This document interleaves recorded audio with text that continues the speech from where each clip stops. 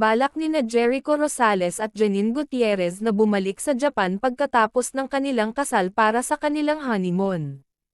Isa sa mga dahilan kung bakit nila napili ang Japan ay dahil paborito nilang destinasyon ito. Plano nilang bisitahin ang mga sikat na lugar tulad ng Kyoto, Osaka, at Tokyo. Bukod sa sightseeing, nais din nilang subukan ang mga authentic Japanese dishes. Excited ang dalawa na muling maranasan ang malamig na klima ng Japan.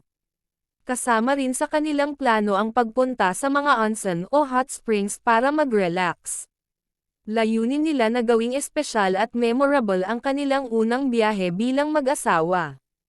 Bukod sa pag-explore, gusto rin nilang makapagpahinga at mag-enjoy ng quality time together. Inaasahan nilang madadagdagan ang kanilang mga alaala sa lugar na may espesyal na kahulugan sa kanila. Para kina Jericho at Janine, ang Japan ay simbolo ng bagong simula at masayang buhay na kanilang tatahakin ng magkasama.